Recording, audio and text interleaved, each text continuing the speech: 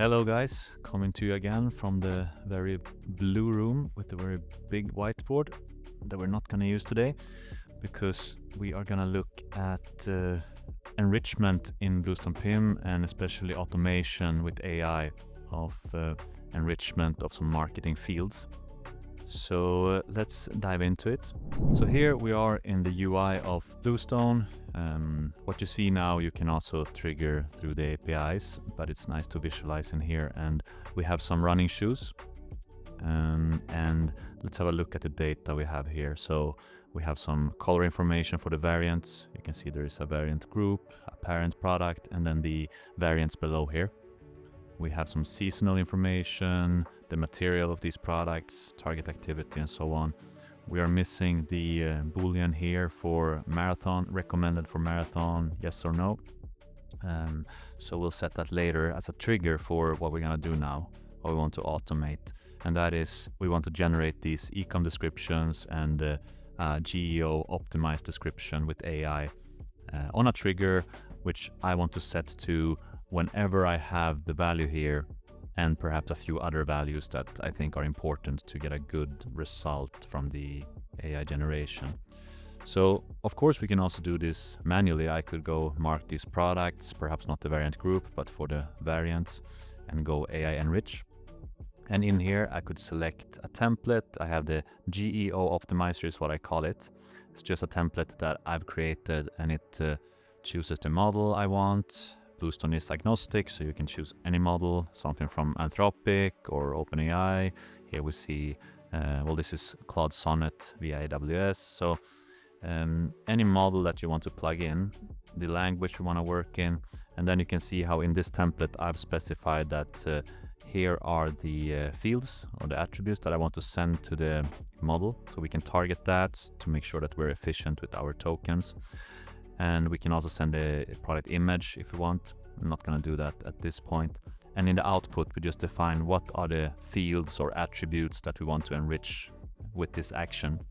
I want to create the GEO optimized description and the ecom description, and then follow some instruction here to the model where I'm telling it the role. So I'm an expert e-commerce SEO copywriter specializing in the Nordic market. This is just kind of my example here, and I have some requirements for this, how it should structure the text and so on. This is something that you will of course set up yourself so it fits your organization and your needs. And then for the ecom description, very simple instruction here, just a product description with some bullet points. Okay, so this is the good old way, no automation. I mean, it's AI generated, so it's automated in that sense, but this still requires us to come here and trigger this, which we can do in bulk for thousands of products, right? And it's going to run in the background, but it still requires us to come and trigger it, which we don't want in this case. So we're going to take a look at the automation end-to-end of this. All right, so here we get back the generated GEO optimized description and then also the ecom description. And then we can run this for many products at the same time. Okay, we can also adapt this. You can see it's adding some emojis. Maybe we don't want that. Then we just have to be clear with our instructions. But in this case, I will skip here. I will not generate this in bulk from here. Instead, let's set up a rule so that this can run automatically. And also I want to make sure that this recommended for marathon is filled out before we do anything, right? So I'll go into the Bluestone PIM rules engine and create a new rule here. This has been one of the most requested actions in the rules engine. So it is a really powerful one where we can then choose the template that we want to run. So I'm going to choose my GEO optimizer template. That's the one that we saw before. We can also edit the template from here. We can use the template to add trigger events here. So all those attributes that I added to the input could be the trigger when they change to run this, right? But let's take a look at what else we can do. So this is then event-based, or we could schedule this. Maybe we want to run it on a schedule, but I want to do it event-based so that as soon as something changes that I want to focus on, this is gonna run. I'm gonna set it to active, and here we can give the rule a name. And now we're gonna set the query here to kind of make this a bit more narrow, because I want to run this specifically for shoes.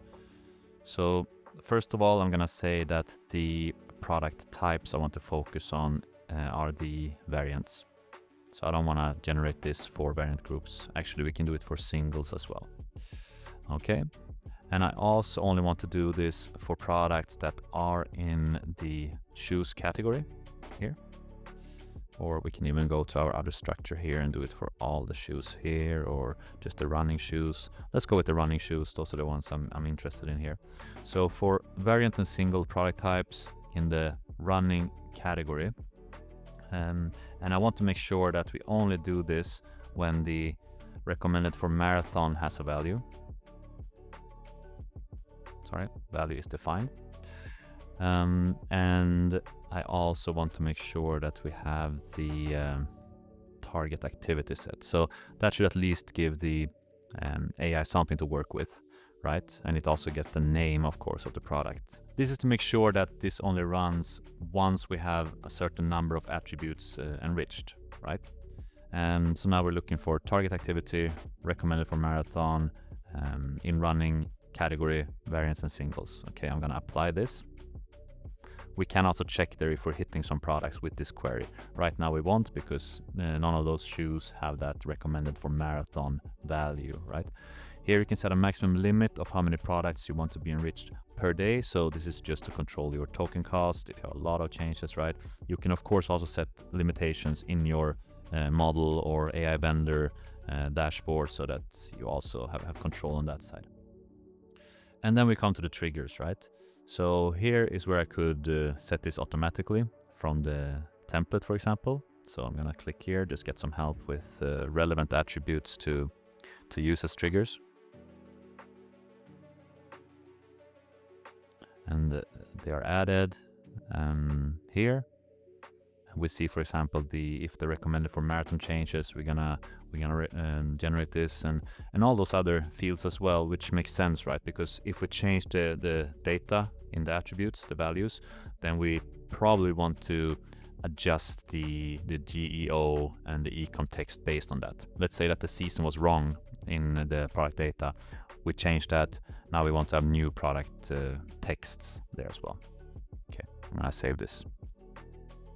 Okay, so now you can see our rule is live, and it's checking for those triggers that we set. So let's now go in here. We see we still don't have an ecom description. We don't have geo optimized description, but I'm gonna set this recommended for marathon. Yes, it is a running shoe after all. Why not?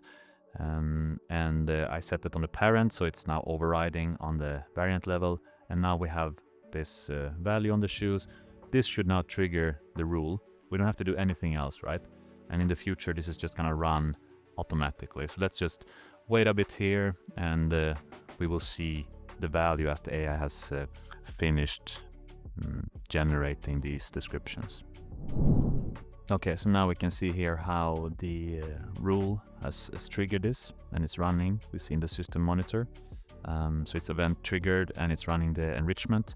We can follow along here with the progress of this. Here we will also be able to see how many tokens were used and what model was used and so on. So this is a good overview for the user, just to see what was actually triggered here. We see the products that were also part of this. So now the job is running. The full instructions to the AI are here. We can now see that the enrichment is done here. And let's go and have a look then in the product grid. And we now have ecom description and geo optimized description per each variant here. Also adapted for the Nordic market and for each variant here. So the different color variations of the shoe. And this is in Markdown as requested. We can also go into a product in the product details, and in the history of the product we'll see that it was indeed the AI that added these descriptions, right? And if needed, we can also roll back here to previous values in this field. For some additional control of the AI actions, we can go into the system monitor, and we can see then the token usage both on the input and output and the total in here for each run of the AI actions. So that's how we automate the AI enrichment with the rules engine. Yeah, thanks for watching.